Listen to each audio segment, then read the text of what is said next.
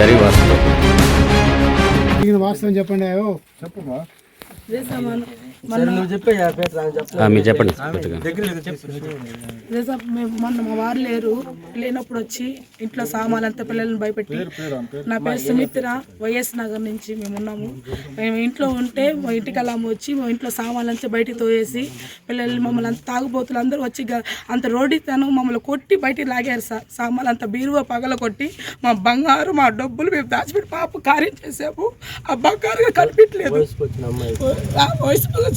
ఒక ఆడబింది అట్ట డోజన్ ఉంది సార్. చెప్పండి, మా కాగితాలు ఉంది, ఒరిజినల్ పట్ట ఉంది, అన్ని ఉండి ఇట్లా చెయ్య డోజన్ ఎదురు పోలీసుల ద్వారా మాట్లాడాలా, ఇద్దరు పెద్ద మనిషితో మాట్లాడాలా. ఈ ఒక్కసారి కాదు, ఇది మూడోసారి మాకు జరిగింది.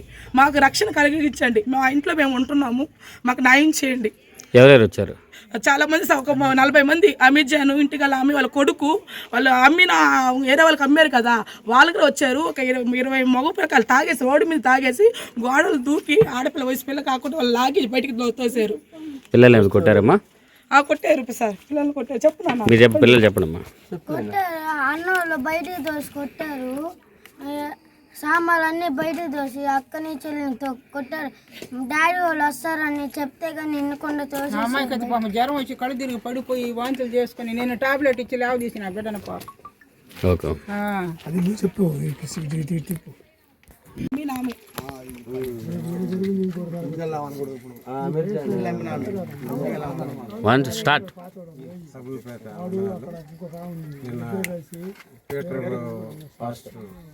ఆ గ్రూప్లో పెట్టిన దానివల్ల మేము అక్కడికి రావడం, ఎంకరేజ్ చేయడం కూడా జరిగింది. ఆమె వచ్చేసి దరిదాపు ఇద్దరికి ఈ స్థలాన్ని కూడా అమ్మి ఉంది. ముందు ఆమెను కానీ లోపలేసి విచారిస్తే కానీ ఇది బయటికి రాదు. ఎందుకంటే అసలు స్థలం అమ్మకూడదు, అమ్మింది.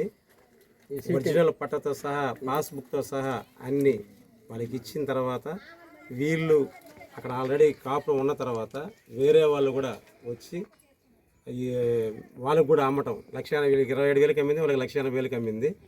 దాని తర్వాత వీళ్ళిద్దరు కలిసి ఎవరు లేనప్పుడు పసిబిడ్డలను కూడా చూడకుండా ఈ బిడ్డల మీద చేయటం అనేది చాలా ఘోరాతి ఘోరం. దీని మీద ఖచ్చితంగా క్రీస్తు దళం ఖచ్చితంగా చర్య తీసుకుంటుంది. నువ్వు 40 మంది వస్తే మేము 80 మంది వస్తాము. ఇది కరెక్ట్ కాదు, మర్యాదగా చెప్తున్నాము.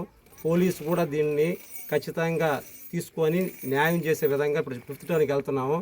ఇది కానీ న్యాయం జరగకపోతే వేరే విధంగా ఉంటుంది.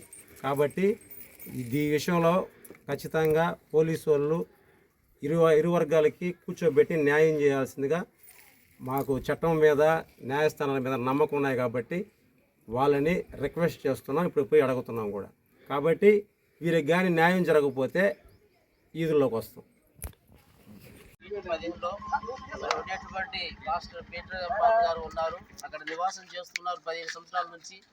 మరి 15 సంవత్సరాల నుంచి నివాసం ఉంటుండగా మరి ఇంట్లో ఇల్లు అమ్మినటువంటి ఒక ఆమె మరలా ఇల్లు మీకు అమ్మలేదని చెప్పేసి కాగితాలను ఇచ్చేసి తిరగబడి మరి దౌర్జన్యంగా మరి పిల్లల్ని భయభ్రాంతులు చేస్తూ మళ్ళీ మా ఇల్లే కావాలని భయభ్రాంతులు చేస్తూ చాలా భ్రమకు గురి చేస్తున్నారు.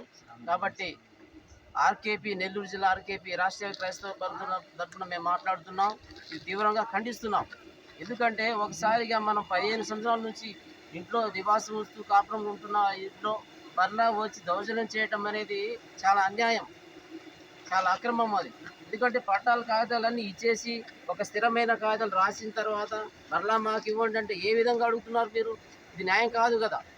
అందుకని ఏ పోలీస్ స్టేషన్ వెళ్ళినా ఏ కోర్టులోకి వెళ్ళినా మీకు న్యాయం జరగదు. ఇక్కడ స్థానికంగా చాలామంది సాక్షులు చెప్తున్నారు, మేము 15 సంవత్సరాల నుంచి ఇళ్ళే ఉంటున్నారు, ఇక్కడే కాపురం ఉంటున్నారు.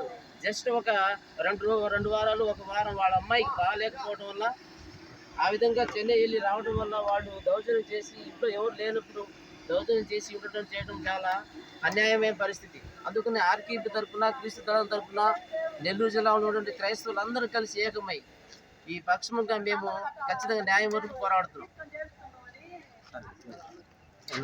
మంది క్రీస్తు దళం